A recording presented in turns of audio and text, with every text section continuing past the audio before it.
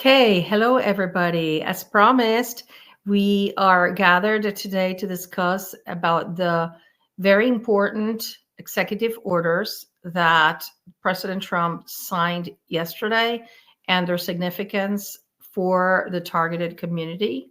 So we have with us Richard today. Is there anything you want to say about those wonderful documents we saw yesterday? Yes, this is some very good news for targeted individuals worldwide. The targeting program itself could easily be characterized as a weaponization of the government. So we're going to touch on that a little bit. We're also going to touch on some of the censorship issues that were issued under an executive order as well. So both very applicable to targeted individuals and something that I know that each one of you would like to hear more about. So I prepared a little presentation to make it easier on all of us, all of you, to see, because it's important to see the wording of these executive orders. I know that there's a lot of pessimism. There's a lot of naysayers that want to bring us down on our joy of knowing that happiness and freedom and privacy is on the way. So we're going to share with you this presentation and hope that it answers a lot of the questions for those of you that have not gotten to read what these executive orders say. They are really, really important. And I'm going to add something. We're going to add, because everything has context, and it's important that you do know the context. So let's go sharing this. Here we go. At the stage, there we go. Okay, so they have referred to these next years as the golden age. Whether you agree with it or not, this is what they have envisioned it's going to be, with all the measures that are going to be implemented by President Trump. So we hope that for us, it is our golden age and our freedom. The first thing that we want to indicate to you is that you can find the entire list of executive orders in whitehouse.gov. I urge you to read them, because even though we're going to only speak about some of them, there are some that we're not going to talk about. For example, the massive deportation of illegal aliens. And as many of you have experienced, many of them have experienced increased gang stalking thanks to the massive supply of gang stalkers. So I think that even though that will indirectly in some way affect and benefit the targeted community, it's not what we're going to talk about. We're going to talk about the ones that are straight affect our rights and future and our freedom. Okay, the first one that I didn't put the text in here, and I want you to comment on this, because it's the Department of Government Efficiency. This is something that has been talked about for the longest time prior to the election, and many people have applauded it. And it's going to eliminate unnecessary programs. We are going to make a campaign for all of you to write to, I believe it is going to be Elon Musk who's being in charge of this. And in the screen, you have the Republican Congress people, the subcommittee that is in charge of this. We would prepare letters for you to write to these people and explain how it's a total and absolute waste of money to be chasing people around and spending money in Citizen Corp, in InfraGard, and in all of those programs that target the American people. I'm going to, at the end of the program, I'm going to see if I can play you a video by Senator Rand Paul talking precisely about this and how DHS doesn't even know what they spend their money in, right? Yeah, that's unfortunately true. Thorough audits of the government and different agencies in the past have not been very productive, and it's something that would be very helpful in terms of exposing where the financing and the money for the targeted program goes through our government agencies. Another corollary to this executive order is the one that is going to require that federal employees come to work at the office. So there's not going to be any justification to be paying perps that go around chasing you that work outside of the office, these confidential human sources. So this, that's why I said, go and read them, because this is all like a puzzle, okay? It's all like a puzzle, and the pieces of a puzzle join together. The second one, the one of the most important ones for us is ending the weaponization of the federal government. And I am going to read to you the policy that the president established with this. It is the policy of the United States to identify and take appropriate action to correct past misconduct by the federal government related to the weaponization of law enforcement and the weaponization of the intelligence community. I like to bring attention to this policy because somebody said, no, it's only for 4 years. No, this is going, its purpose is to get rid of the weaponization regardless of when it started. The government cannot be used to persecute and attack its citizens. And President Trump is very clear on that. So he made it part of the policy stated in the executive order. For anybody that has doubt, you can look it up. Have you ever seen anything like this before? Well, the term weaponization is actually fairly recent. And so getting your arms around what that term means is important. Certainly, President Trump understands what that means, because the lawfare cases that were brought against him were part of that weaponization.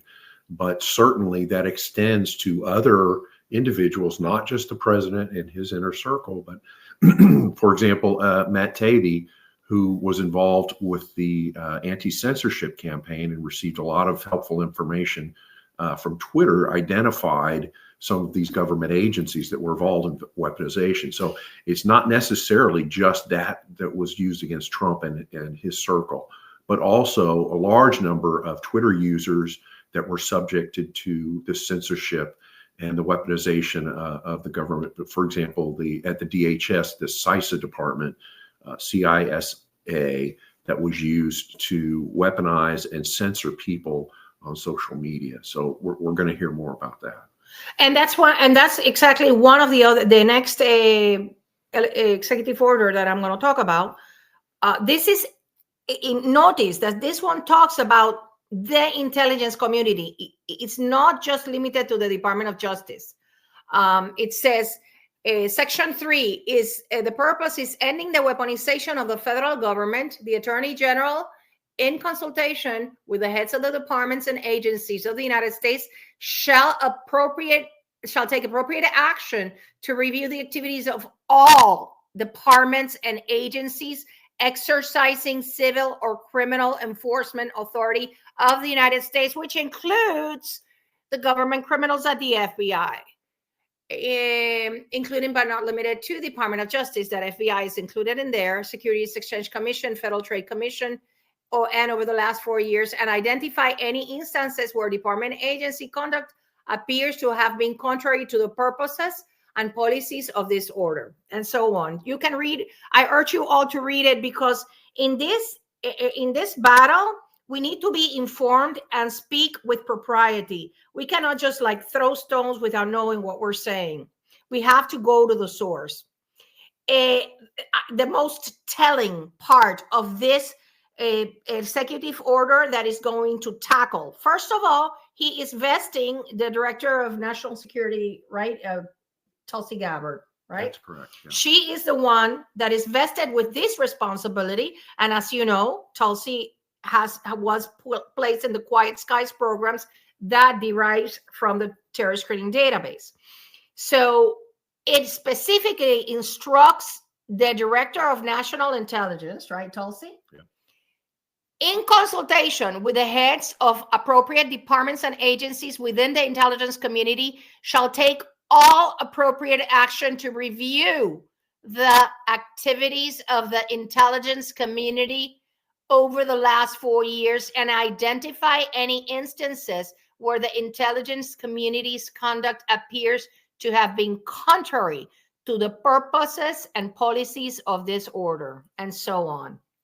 So what this means is that Tulsi is going to be looking at everything that NSA, FBI, CIA, and the rest of the criminals have been doing, not just to J6ers, but also to targeted individuals, because it's everything that those agencies have done illegally against American citizens. Now, the wording doesn't specify American citizens, right? No, it doesn't. It's weaponization of the government against anyone. It's not just American citizens or Trump's circle or Trump's friends. It's weaponization of the government, period. So, because I had a tweet today, a message from someone in Japan asking me, well, will this in any way benefit me? And I think, correct me if I'm wrong, it's an act of war to be firing directed energy weapons at civilians in Japan, right? Absolutely, yes. The firing of any type of military weapon on a foreign civilian is a violation of the Geneva Conventions. Certainly somebody who is unarmed could not be considered an enemy combatant. So yes, that is an act of war and a violation of the Geneva Conventions for any military weapon, specifically our military, to be used on any foreign civilian. It's a very serious violation of the Geneva Conventions. Now, it is, correct me if I'm wrong, it is your position that the V2K is being carried out by the CIA, correct? That's correct. We have compelling evidence that the CIA has been involved with the development of the voice-to-skull technology, that they are involved through what's called psychological operations or PSYOPs, and these are carried out from the Denver domestic headquarters base in Denver. So as we have stated many times, many of these people live in Aurora, Colorado. So you'll hear more on that. So one of the initiatives, I've been writing letters in my Mira Substack. I'm going to continue writing these kind of letters for you and put them in Twitter for you to copy them and either snail mail or email or tweet and tag Tulsi and all the people in charge of these investigations, because they need to know that people in Japan, that people in Brazil, that people in Germany are being tortured by the CIA using the Space Force weapons that they allowed. Space Force accommodated for them to use them. Can you explain how it is that they act in complicity, those two? So yeah, the MK Ultra project was it's very famous on the internet. You're welcome to search it out. We've got an entire list of some of the early MK Ultra documents on our website at targetedjustice.com. But this was a highly illegal program developed by the CIA over many years. It's very clear that it was never shut down. They simply changed the names and changed the funding and location. We now believe it is a level 35 unacknowledged special access program. So even people with the highest security clearances in the government will not necessarily have any information on it. This is critical because so many times when we're dismissed and our claims are dismissed, the reason is very simple. It's because the people looking into this do not have high enough security clearance to even have access to the information that this program exists. So it's very understandable that somebody that's a police officer or even a police chief wouldn't have access to the level of egregiousness of these programs. They simply do not have an adequate security clearance. Okay, let's go to the next one. Okay, this it's important because for those of you that say, "Oh, that's just for the J6ers," and it's not, it's not about us, it's not going to do anything for us. Well, you know what? You're wrong. And this is why when Kash Patel's nomination goes to the floor, we need each and every targeted individual to locate who is your senator in charge of voting, and you have to make sure you make your voice heard. In his book that I totally recommend, I have to put it back here. Well, it's there. It's Government Criminals. in his book, he clearly states the intelligence community needs a full audit to find duplicity, waste, fraud, and abuse. Congress should conduct a thorough review and revise appropriations to remove the duplicative offices. Defenders of transparency of the people in the House and Senate should immediately, hear this, immediately form a committee to thoroughly investigate abuses within the intelligence community, modeled after the 1975 Church Committee that most targeted individuals know. That is how they uncovered the atrocities of the MK Ultra program. And then a little further on in the book, he writes top reforms to defeat the deep state.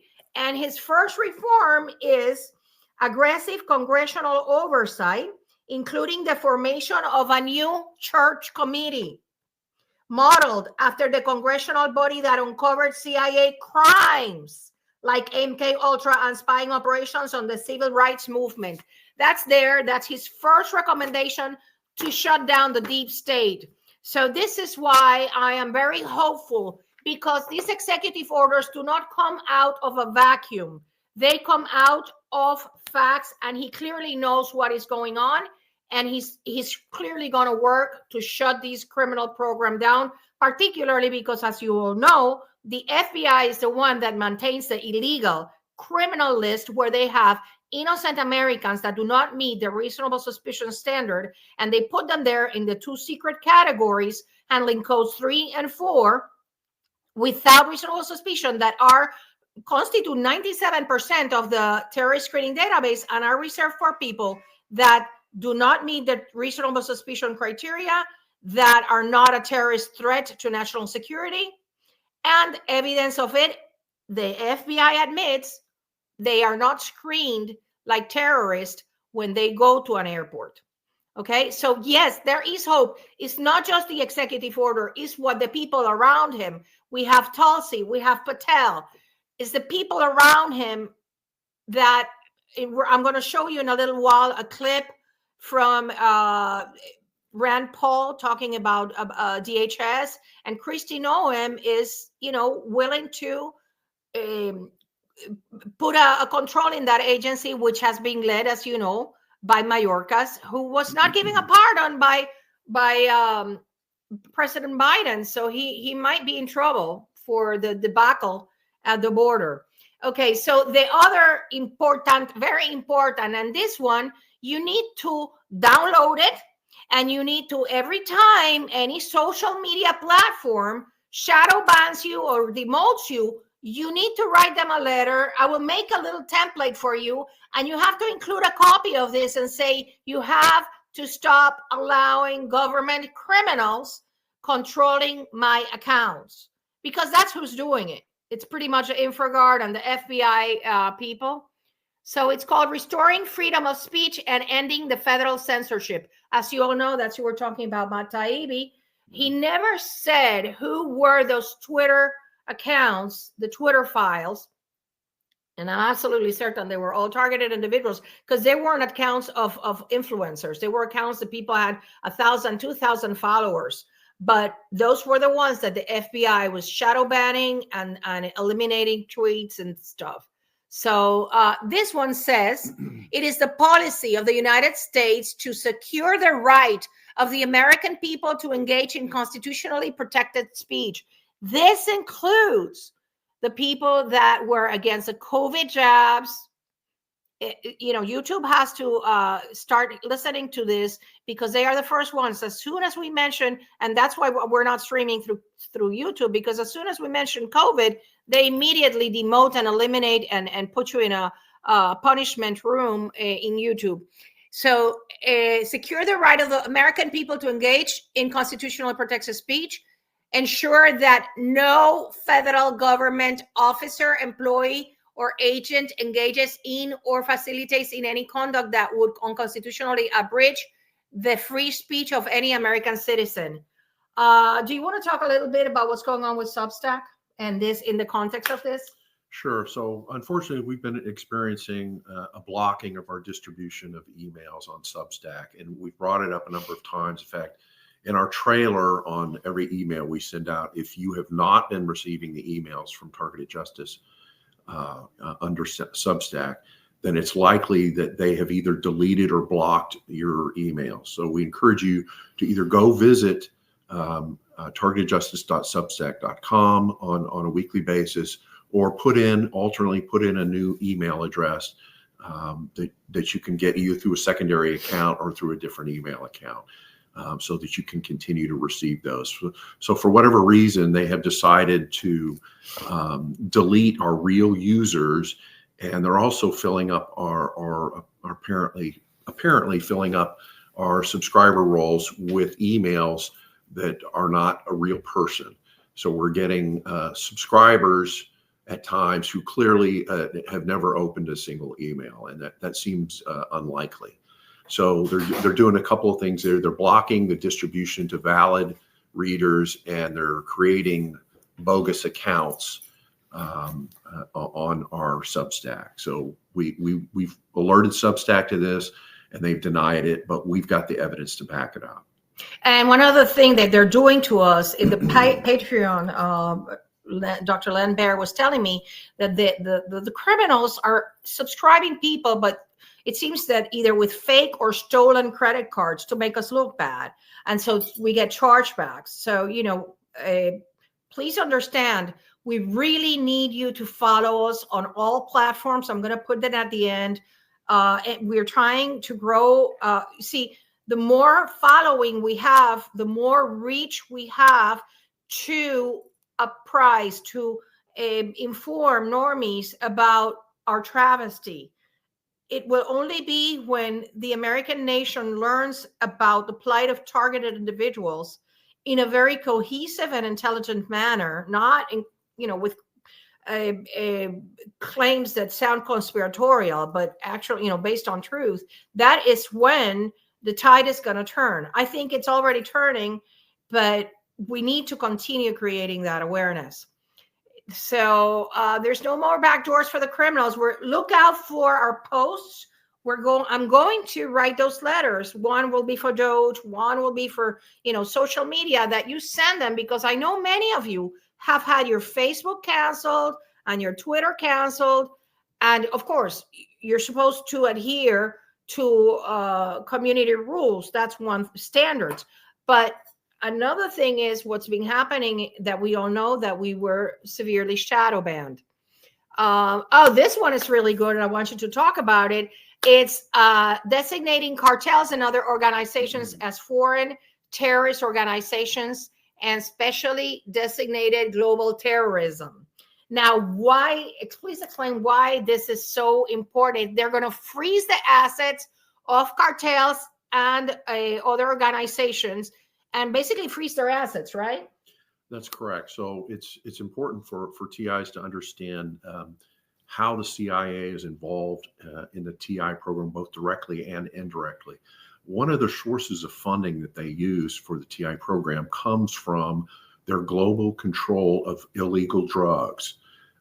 They have a worldwide network that the CIA uses to distribute and take the profits from. So all those drug lords that you hear about in Central and South America, they're actually controlled by the CIA. In fact, we had a number of very credible reports that suggest the Pentagon has specific high-ranking officers who are the true drug lords over these drug distribution rings in Central and Latin America. So by cutting off effectively by these drug lords, by cutting off their financial and banking access and confiscating the accounts, they're basically stealing CIA money. That makes it much more difficult for the CIA to operate. It should hopefully result in an audit of these banking transactions that will link back to CIA operations, and we'll get more and more reasons to shut down and block the CIA and their criminality. So stay tuned for that. I should mention there's a reporter that goes all the way back to the 1980s. His name's Gary Webb. I encourage you to watch his documentary. It's basically a documentary. It's called Kill the Messenger. And Gary Webb was very effective in uncovering drug trafficking rings in Latin America that clearly the CIA was running. And he made those connections. He did a number of newspaper articles and a long series called The Dark Web. And it was very hurtful to the CIA, and they ended up murdering him. So I encourage folks to be aware of that. If you get a chance to watch that movie, it's very helpful to understand how the CIA operates, where they get their funding for things like the TIA program. So Kill the Messenger is a movie I highly recommend it. So is that why they call it a black project? So yes, so a black project is going to be anything that is done covertly. It's not in funding or resources that are assigned by Congress through the budget that the president signs every year. A black project is something that's under the table. It's hidden from American citizens, and some of them, they have a valid reason. For example, the development of a new fighter jet or a new submarine, that will typically be done as a black project, and the amounts that actually get sent to those programs, it's very difficult to find for the average American to find how much money is being spent on that program, because it tips off other countries and governments of which programs, if we've got 100 of these black projects going on, when they see that the funding levels are growing up for any particular program, that suggests that it's moving forward. So there's a reason for them to not want to reveal that information. Unfortunately, what then happens is those same covert methods are used to block things that are clearly illegal, such as the unacknowledged special access program, which is the TI, one of which is the TI program. So it's helpful to understand how the government structures these things. Some of them are valid. You know, when you've got a new fighter jet or a new submarine, there's a reason to hide those funding levels. But unacknowledged special access programs is where you draw the line, because clearly the president and Congress and Senate Intelligence Committees don't have access to those programs because they don't have an adequate security clearance. So that's something that needs to be changed. We're hopeful that the new administration can take steps to expose these unacknowledged special access programs and even shut them down, because according to the Constitution, they're illegal. Think about that. Now, we have prepared and sent, this is from the Targeted Justice webpage. In the homepage, you will find there is the Havana, the civilian registry. There is a PDF there. You can download it. And the members of the committee, which is the House Subcommittee on Counterterrorism, Law Enforcement, and Intelligence we have sent them the Havana civilian registry for Havana syndrome. And it is our goal for targeted individuals from all over America to call the offices, call the chief of staff in these offices of these Congress people, and ask them, did you receive it? Because we did send it by not only priority mail, but certified mail requested. And if not, send them a copy of the PDF and say, you know, as targeted individuals, this is a silent epidemic that is happening in America, and civilians need to be included in anything that has to do with the study of Havana syndrome, because people are being attacked in the United States, and it is illegal to fire electromagnetic weapons against anyone within the United States. And even, like you said, outside of the United States, right? That's correct. So at any civilian. Yeah. Yeah. So we did send the report, and we just urge you also, you can share it with your state legislature. You can do the activism, and just as the city of Ventura in California declared Havana Syndrome Month, even though they backed out of it later, but it's one good way to create awareness within your Congress, your state representatives, to start pressuring and doing something, which is what we want. Just create the awareness. It's very important that in creating this awareness, we stay with our feet on the ground and don't go into these topics that make our plight seem unbelievable to many or fantastical, like that judge said. Even though our lawsuit, we explained, the Targeted Justice newsletter explained how, it was so on point and with admissions by the FBI of what they do. So we have here, please follow us on social media. It's very important you follow us here, and not just follow us, but repost, because the one way that we get the information out is through your collaboration. We don't have to preach to the choir, because when we talk to you guys, when we post for you guys that are subscribed to us, well, you clearly know about the program. It is our goal to reach those that don't know about the program, to those that get misinformation, and educate them in a very intelligent way. So please follow us on X. We also have a Truth Social, Locals, a Rumble channel. Oh, it was my bad. I didn't put the Rumble channel there, which is Real Targeted Justice. That was my total bad. I'm so sorry. And for some reason, yeah, I know it's probably the hackers. They're not letting the comments or the questions come in. Only I got from X. The information Richard put some years ago should be updated a bit and resubmitted. Mark, I don't know what information you're talking about. You need to be a little bit more specific. You can always write to us at tjustice2@proton.me. I also want to inform you that we're trying to build a team of people that do legal research, because we want to have the entire database of state and federal cases that have been filed by targeted individuals and have been all of them dismissed, except one that maybe was settled.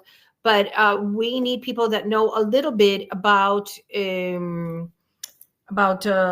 legal research to send a request to tjustice2@proton.me with the subject line legal research. And it's the goal of it is to demonstrate that these cases have been consistently being dismissed using the same language. It's almost as a template. I started doing the research, and it's almost as if there was like some unwritten memo that about the language that needs to be used to dismiss these cases. So I just want to carry out that research and see if there is a pattern as to the people deciding these cases and the means that they are dismissed and the allegations. Is there anything you want to add? Yeah, so in summary, I want to emphasize this is some very good news for the targeting community. These executive orders should directly impact some of the programs that are being used to illegally harm, harass, surveil targeted individuals worldwide. So it's good news. We want you to share that with your TI friends, post it on X and your social media. Let folks know what's going on. You can go to the whitehouse.gov website and read about these more than 200 executive orders that were signed yesterday. So please do that. Get up to speed so you know what's going on. We appreciate your support. Please visit targetedjustice.com to our donate tab if you'd like to make a donation. Thank you. Last, I wanted to mention that we also, another thing that we sent to the Subcommittee on Intelligence for Congress. It's called Project Freedom. We're going to put it in you can't see it. We're going to put it in the Targeted Justice website. And it is our request that not only you get acquainted with it, read it. It took a lot of effort, and it's a proposal for Congress, not just to shut down, to investigate, and to provide for future, not just reparations, but therapy and healthcare of targeted individuals. We even provide there for monument to honor the fallen. And we want each and every one of you to share the document with your senator and your representative in Congress. Let's flood those mails. It's 47 pages. You can get it bound and staples, and if not, just print it and send it. The powers in the numbers. It's for us.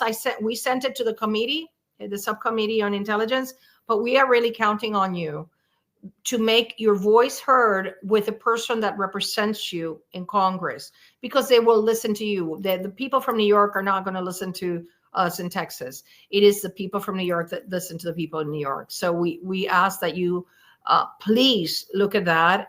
We're going to put it also, just like the civilian registry is in the homepage.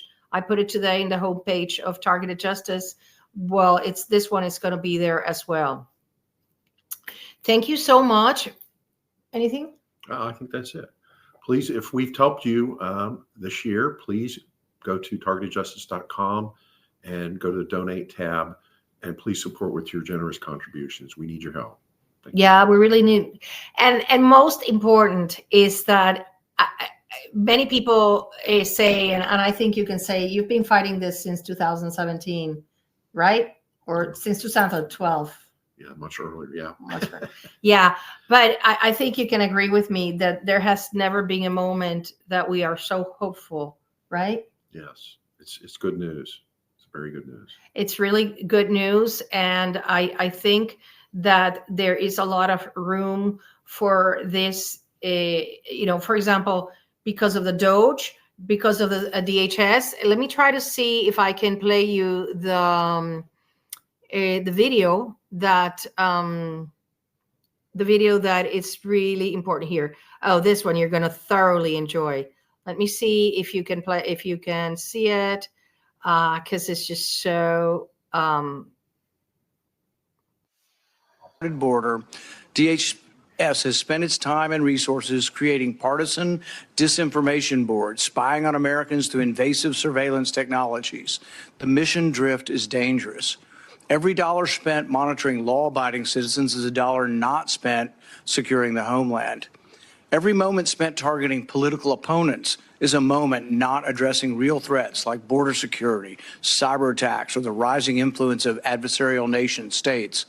The priorities of DHS have been deeply distorted, and the American people are paying the price. And what about DHS's response to COVID-19, arguably one of the greatest threats to homeland security? The answer is clear: nothing. They knew nothing of the origins, they didn't study the issue, and they had no information about gain-of-function research. We've seen firsthand how unchecked government overreach leads to waste, fraud, and abuse. We cannot let DHS become yet another agency that operates behind a veil of secrecy. The American people deserve transparency, accountability, and leadership that puts national security and liberty hand in hand, not at odds with each other. Today, we gather to consider the nomination of Governor Kristi Noem to serve as the Secretary of Department of Homeland Security. I hope this hearing will set the tone for this committee's work in the new Congress to restore transparency and accountability to an executive branch that has grown unchecked. Governor Noem, if confirmed, you will lead an agency that has lost its way. Your record as governor of South Dakota and a former member of Congress demonstrates your willingness to make difficult decisions in the face of significant political pressure and to put the interest of the American people first.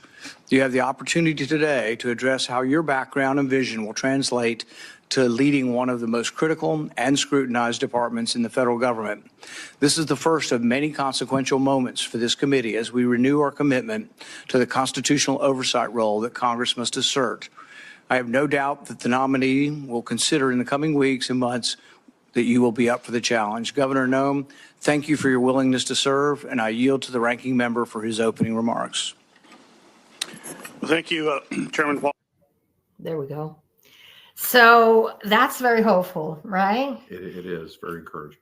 It's combined with Doge that is going to go and gut these agencies and find out what they're doing. And if it's in violation of people's civil rights, well, they're going to be out the door.